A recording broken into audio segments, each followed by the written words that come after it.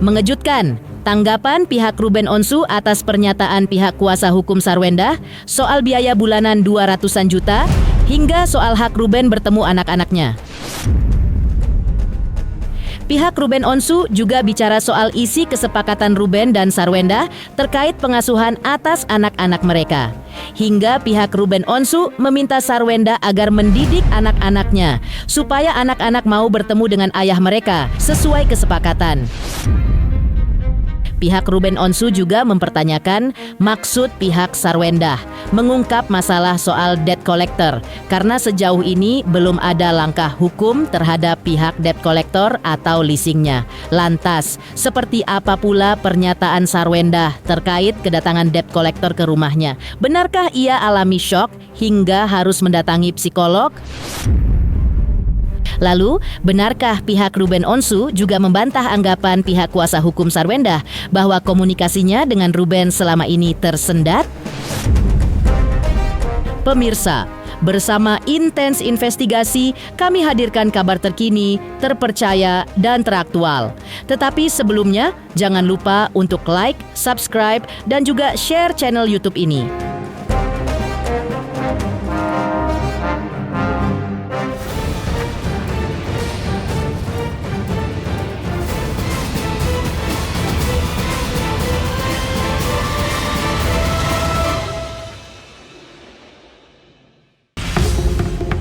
Kuasa hukum Ruben Onsu membenarkan bahwa uang bulanan ratusan juta yang ia berikan ke Sarwendah adalah atas keinginan kliennya. Namun ia menegaskan bahwa biaya yang disepakati bersama adalah hanya untuk pemeliharaan dan pendidikan anak-anak. Bukan hal-hal seperti biaya tiket pesawat ke Malaysia ataupun uang sampah hingga kartu kredit yang juga ditanggung oleh Ruben Onsu.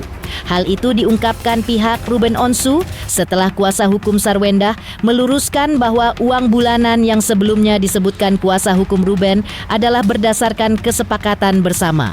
Kesepakatan itu sudah bulat, bahkan setelah Sarwendah telah menanyakan apakah uang bulanan itu ingin dibagi dua atau tidak. Dan ketika itu Ruben menolak lantaran ia mau menanggung semuanya. Hal itu pun dibenarkan oleh pihak Ruben Onsu. Ruben memenuhi setiap bulan biaya bulanan untuk Sarwendah dan anak-anak dengan catatan agar Sarwendah pun memenuhi hak-hak Ruben untuk bertemu anak-anaknya.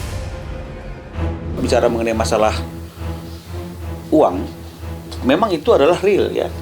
Artinya real dalam arti kata itu memang tiap bulan itu Ruben mentransfer uang sebesar itu ke S. Ya, meskipun sudah tidak ada ikatan perkawinan lagi, ya. Kalau misalnya kemudian dikatakan itu kan karena kamu mau mentransfernya, betul.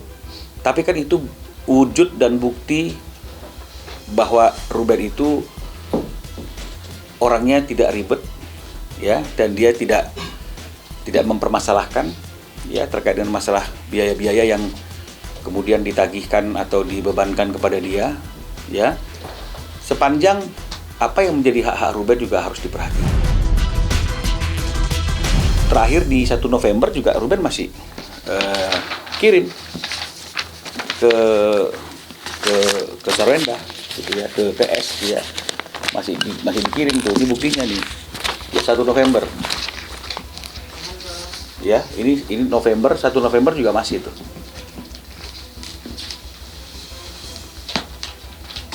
Ya. Nilainya 188.700.000. Ya. Jadi artinya Ruben masih memiliki etikat baik, masih memiliki tanggung jawab untuk segala kebutuhan. Ya. Meskipun mereka sudah tidak terikat lagi dalam ikatan perkawinan. Kalau dikatakan itu untuk anak gitu misalnya, kita tahu lah, ya, kita nggak usah retorika, kita pasti tahu, ya, kita juga punya anak, ya, kebutuhan anak umur 4 tahun dan yang masih kecil seperti mereka itu berapa sih kebutuhannya, ya, berapa kebutuhan pemeliharaan anak, pendidikan itu kita tahu, kita bisa kalkulasi gitu loh. Karena kalau kita bicara mengenai masalah apa yang menjadi tanggung jawab dan kewajiban Ruben, kalau dibilang sudah ada kesepakatan, ya, maka kami bisa jelaskan.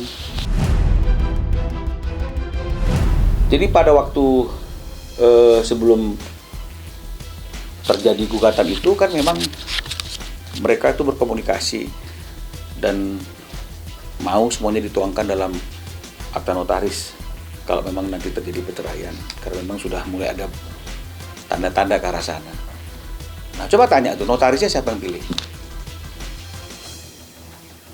Kita atau mereka?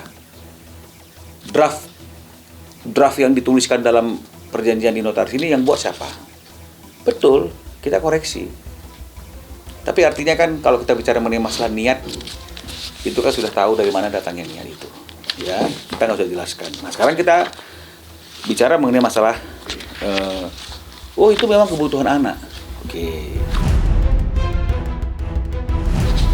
Di pasal 1 ayat 4 ya, akta kesepakatan dan perjanjian yang nomor 39 ini saya bacakan ya, jangan saya tunjukkan ya, karena pihak sana kalau tidak salah juga sudah bicara ya tentang ada kesepakatan itu ya. Iya.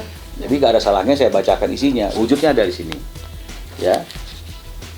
Begini kata-katanya: biaya pemeliharaan dan pendidikan anak sampai dengan jenjang pendidikan tinggi atau kuliah menjadi tanggung jawab pihak pertama. Kita garis bawahi, biaya pemeliharaan dan pendidikan anak. Nah, kalau kita mau tahu apa sih biaya pemeliharaan anak, takut nanti kemudian kita menerjemahkannya dengan bahasa yang berbeda. Kita bisa cari tuh di Google, di ChatGPT, sehingga akhirnya terjadi suatu definisi yang bersifat general. Apa itu pemeliharaan itu? Ya, kita akan dapat bahwa pemeliharaan itu tidak lebih dari makanan, pakaian, tempat tinggal, sandang, pangan, kan gitu kira-kira. Itu pemeliharaan. Pendidikan ya tentu uang sekolah atau segala sesuatu yang berkaitan dengan pendidikan. Nah, sekarang saya tanya, kalau misalnya kemudian ada seperti ini biaya-biaya tiket pesawat ke Malaysia itu misalnya, ya. Terus kemudian tol bensin, kemudian ada kebersihan plastik sampah, ada uang listrik dibagi 2, nilainya 12,9, ada kartu kredit yang udah dibagi 2, sehingga akhirnya yang dibebankan kepada Ruben 36 juta gitu.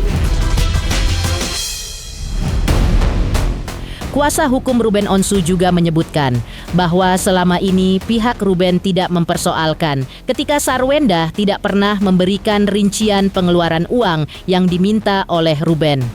Dalam kondisi tersebut, Ruben tetap memberikan uang bulanan sekitar 200 jutaan setiap bulan, bahkan untuk bulan November 2025. Ruben pun meminta Sarwenda agar bisa mendidik anak-anaknya, bahwa ayahnya pun membutuhkan waktu untuk bertemu dengan anak-anaknya, untuk meluapkan rasa rindu dan juga untuk mendapatkan pengasuhan dari ayah kandung mereka.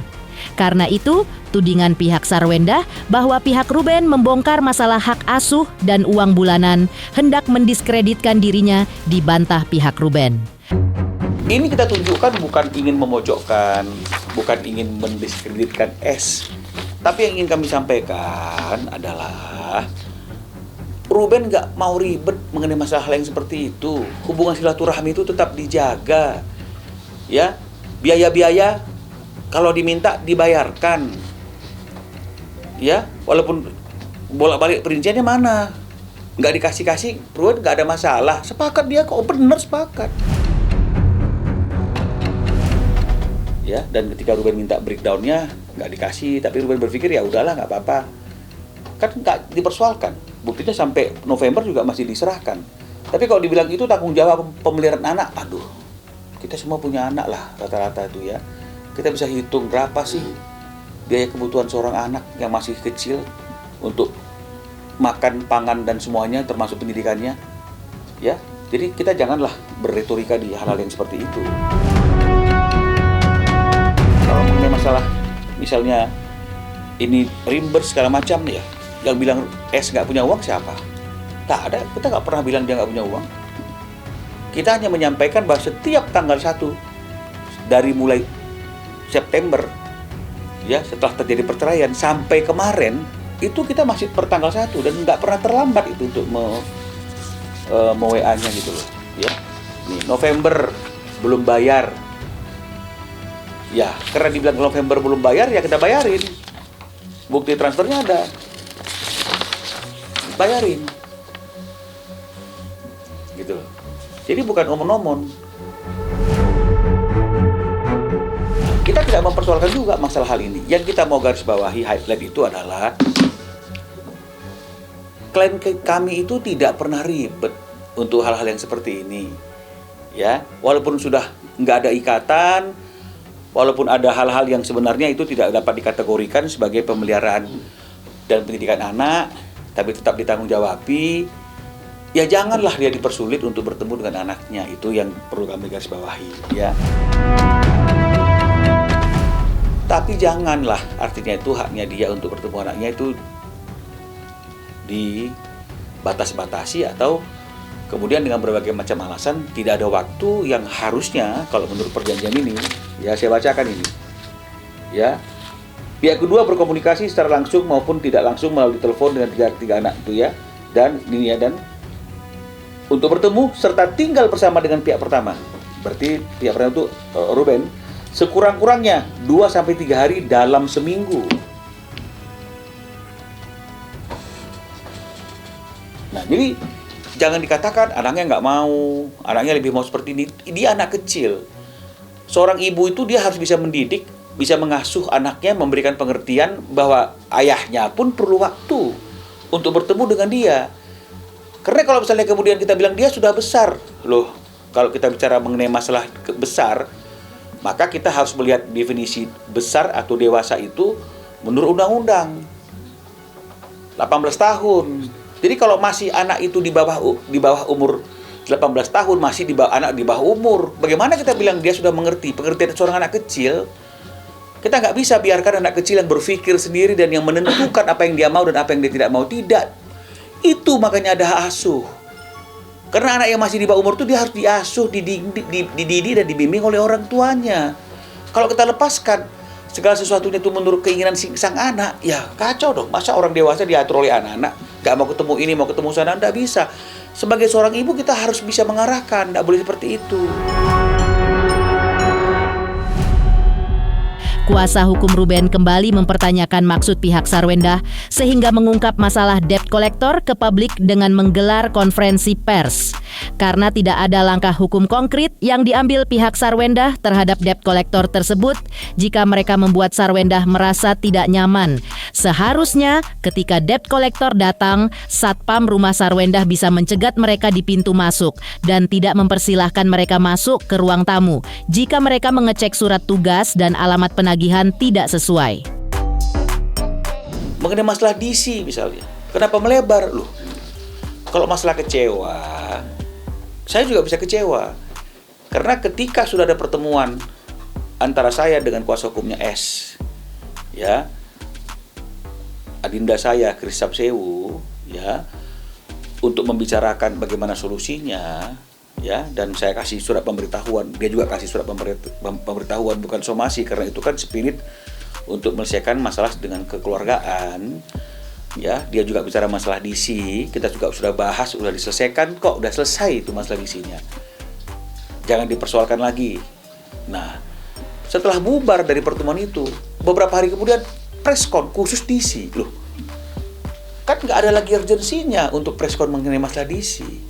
Kalau memang preskonnya itu berkaitan dengan masalah tata cara tagih DC-nya yang melawan hukum, dan kemudian akibat leasingnya seharusnya tidak patut datang ke rumah dia dan menagih ke dia karena nggak ada kaitannya dengan S, harusnya DC dan leasingnya disomasi. Disomasi nggak? Enggak. Lalu untuk apa kita bicara tentang DC kalau kemudian kita tidak ada upaya apapun yang kita garis bawahi untuk mengkomplain secara tegas atas tindakan DC yang datang ke rumahnya S. Nggak ada upaya hukum apapun, nggak ada komplain tertulis atau lisan. Lalu apa artinya? Artinya kan hanya ingin menunjukkan, patut diduga ingin menunjukkan bahwa akibat Ruben lalai, S mendapat reportnya. Loh, ini belum macet. Karena keterlambatannya masih hitungan hari, 7 hari. Dan langsung diselesaikan. Apa pantas kita mempertontonkan hal-hal yang seperti itu, sementara tiap bulan kita masih rutin dan tertib untuk memenuhi segala kebutuhan itu. Ya, jadi ini yang bisa kami sampaikan dan kami jelaskan dan klarifikasi. Jadi tidak ada maksud apapun. Jadi kalau misalnya dibilang melebar, kita tak melebar. Kita hanya mengatakan mana sih yang lebih penting, hak seorang ayah untuk ketemu anaknya, atau seorang DC yang datang tidak pada waktunya dan tidak pada tempatnya. Kenapa itu mesti diekspos? Sementara sudah pertemuan dengan kita. Dan dalam form pembelian mobil juga nggak ada alamatnya dia. Lalu kalau ada orang datang, kan perlu dipertanyakan. Periksa dong surat-suratnya. Nggak langsung diizinkan masuk. Karena kalau menurut keterangan Ruben, rumah itu kan juga ada satpamnya, ada security-nya. Bagaimana seorang DC yang nggak ada kaitan dengan tuan rumah diizinkan masuk dan duduk di ruang tamu? Harusnya cukup lah dengan security di depan. Anda siapa ini? Mau nagih siapa? Alamat penagihannya di mana? Surat tugas Anda mana? Oh, Anda salah alamat, bukan di sini.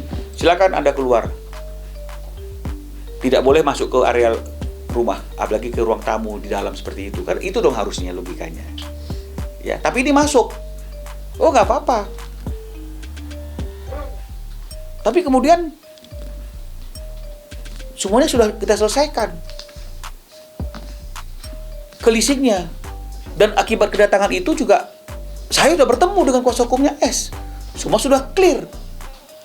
Kalau tadi misalnya saya tidak mau bertemu, saya tidak mau berkomunikasi, saya tidak mau berdiskusi terkait dengan masalah kedatangan DC dan lain-lain, wajar lah kalau kemudian mereka preskon. Ini enggak, setelah ketemu kok preskonnya.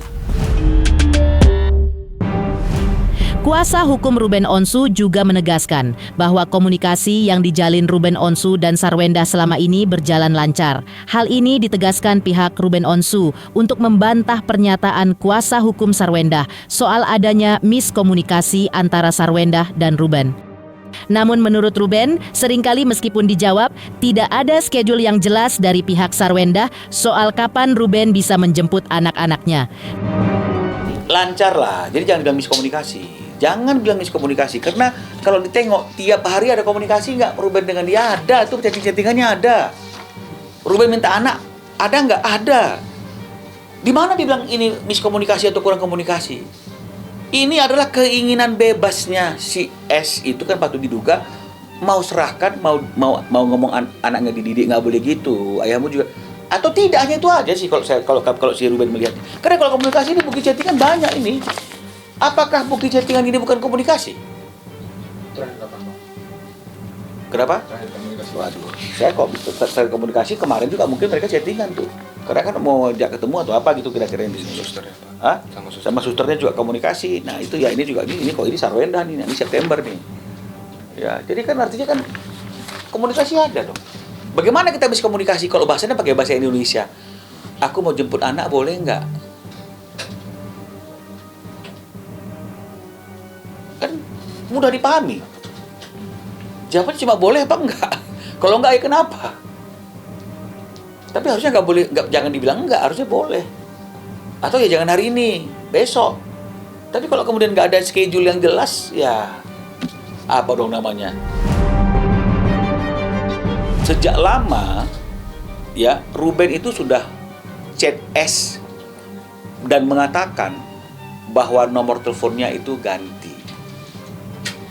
Ya, dan inilah nomor telepon saya yang sekarang. Begitulah kira-kira intinya. Berarti kan sudah ada pemberitahuan.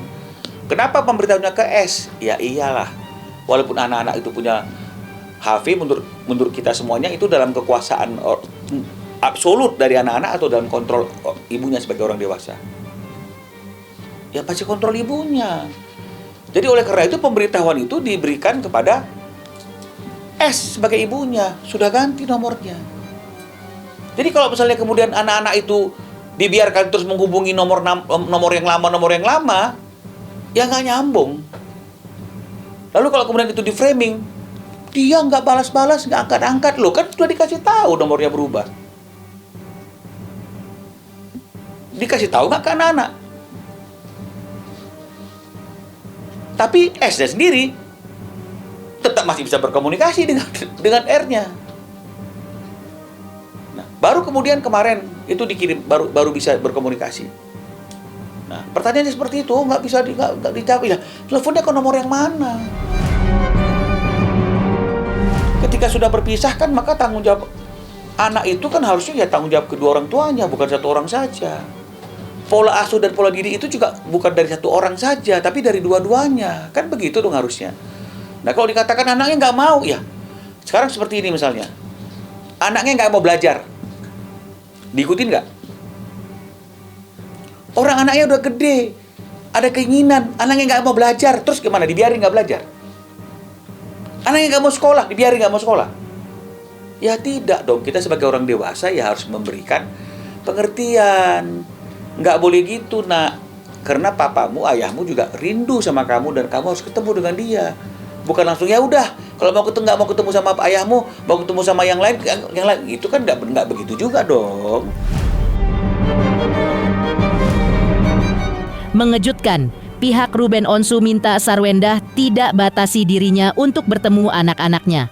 Lantas, seperti apa respon mengejutkan Sarwendah usai rumahnya didatangi debt collector?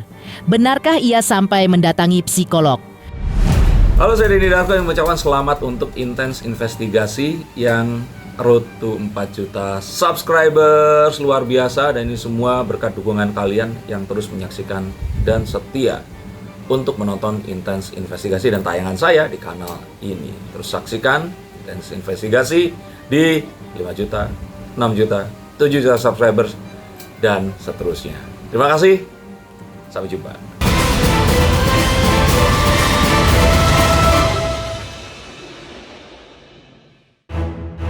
Mengejutkan, efek yang dialami Sarwendah dari peristiwa debt collector menyambangi rumahnya baru-baru ini. Sarwendah mengaku kejadian itu masih berimbas negatif terhadap psikologinya, sehingga diakui Sarwendah kemarin bahwa setelah kejadian itu, ia memang mendatangi psikolog untuk berkonsultasi terkait psikologi. Pasalnya, kejadian ketika rumahnya disambangi debt collector rupanya membuat Sarwendah merasa syok dan kaget. Apalagi ia seorang perempuan dan di rumah itu ada pula anak-anaknya. Enggak, aku cuma mau nanya Kak, kalau kakak seorang perempuan tiba-tiba ada yang datang ke rumah, kaget nggak? Takut nggak? Gitu aja, apalagi aku kan perempuan, aku punya anak-anak di rumahku gitu loh ya. Udah, aku benar-benar kayak terima kasih teman-teman. Aku ke psikolog ya. Sampai psikolog, Ci. Sampai ke psikolog juga, Ci.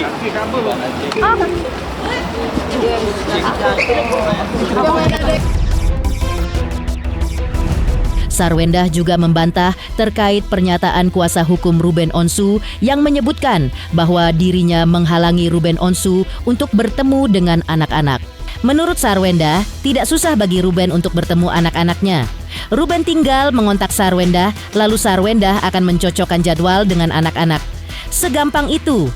Hal itu perlu dilakukan hanya untuk mengkoordinasikan jadwal kedua belah pihak, lantaran anak-anak juga punya jadwalnya masing-masing, seperti halnya Ruben yang juga punya jadwalnya sendiri. Terus kalau misalnya ya mengenai berita-berita yang katanya susah ketemu, ya nggak mungkin lah susah, gampang banget, tinggal WhatsApp ke aku, kita koordinasi jadwal, karena kan anak-anak juga sibuk ya, anak-anak juga punya jadwal banyak gitu loh. Kayak ini tadi Cici Talia belum pulang gitu, jadi ya tinggal kita atur koordinasi jadwal gitu. Ayah tinggal chat WhatsApp ke aku, mau ketemu anak-anak, koordinasi jadwal, udah ketemu ya kan. Jadi ya gak usah diperpanjang lah. ya, nggak usah diperpanjang, kasihan anak-anak. Masalahnya kan ayah punya nomor anak-anak gitu loh. Jadi kayaknya itu udah di ranahnya ayah deh ya, bukan di ranah aku buat menjawab gitu loh. Jadi kan ini antara ayah dan anak-anak nih. Jangan nanya ke aku, nanti aku takutnya dipelintir-pelintir akunya. Tolong tanyakan ya, soalnya masalahnya terakhir aku koordinasi sama ayah juga pada saat ayah bilang ayah lagi nggak bisa nganterin gitu loh. Sesimpel chat aku aja tanya jadwal, nggak ada yang mempersulit ketemu ayahnya, tidak ada gitu. Anak-anak juga punya jadwal, ayah juga punya jadwal gitu loh. Terus sebagai seorang ibu ya pastinya ada tanggung jawab buat anak-anak dong gitu, untuk ngurusin anak-anak. Jadi ya tinggal koordinasi, nanti aku samain jadwalnya mereka gitu. Makanya aku bilang ayah tinggal WhatsApp aku, tinggal chat aku, sesimpel itu udah. Mengejutkan, respon Sarwenda usai rumahnya didatangi debt collector menagih cicilan mobil milik Ruben Onsu. Lantas, benarkah Ruben Onsu juga mengungkap bahwa ia masih membayar cicilan rumah yang kini ditempati Sarwenda dan anak-anak? Halo, saya Denny Darto yang mengucapkan selamat untuk Intens Investigasi yang road to 4 juta subscribers, luar biasa. Dan ini semua berkat dukungan kalian yang terus menyaksikan dan setia untuk menonton Intens Investigasi dan tayangan saya di kanal ini. Terus saksikan Intens Investigasi di 5 juta, 6 juta, 7 juta subscribers dan seterusnya. Terima kasih, sampai jumpa.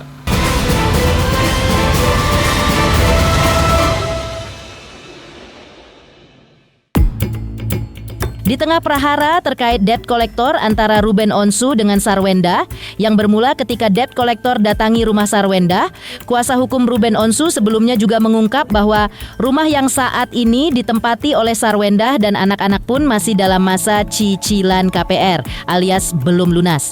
Pihak kuasa hukum Ruben Onsu yaitu Minola Sebayang pun membenarkan bahwa yang membayar cicilan rumah tersebut setiap bulan adalah kliennya Ruben Onsu. Namun pihak kuasa hukum Ruben Onsu mengaku tidak tahu berapa nominal cicilannya per bulan dan masih sisa berapa bulan lagi lama cicilan yang masih tersisa. Seharusnya, menurut Minola Sebayang, ketika sudah bercerai, pembayaran cicilannya bisa ditanggung berdua Ruben dan Sarwenda. Tapi hal itu tergantung kesepakatan saja. Dan tampaknya hasil kesepakatan mereka bahwa Ruben tidak persoalkan kalau ia sendiri yang mencicilnya meski yang menempati adalah Sarwenda dan anak-anak. Bang, rumah ditempatin S dan anak-anak itu bisa dibilang ada cicilan dan Ruben yang cicil. Iya betul, ya memang betul. Ya jadi kan memang rumah yang sekarang ditempati itu kan memang ya diminta kan begitu, meskipun dalam kondisi yang lagi dalam keadaan kan masih KPR kan begitu ya. Harusnya ya kalau memang udah pisah ya dihitung, kemudian dibagi kan begitu. Tapi kalau misalnya kemudian mau diserahkan juga nggak jadi masalah, kan ini kesepakatan. Kalau misalnya Ruben etika baik udah nggak apa-apa buat lu, tapi gue yang bayarin nggak ada masalah juga. Kalau misalnya kemudian ada naik turunnya kan itu kan biarkanlah Ruben yang selesaikan. Cukup dibilang gue nggak mau ya sampai gue diusir dari rumah ini, selesai sebenarnya. Ini saya nggak update ya, berapa lama lagi saya nggak update, berapa nominalnya juga saya nggak update ya. Sepengetahuan saya dari informasi Ruben, ya Ruben yang bertanggung jawab untuk membayar, gitulah kira-kira itu.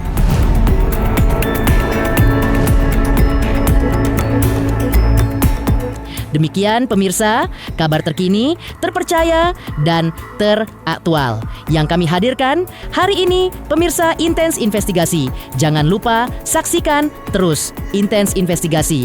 Dan pastikan jangan lupa untuk like, subscribe, share, dan juga komen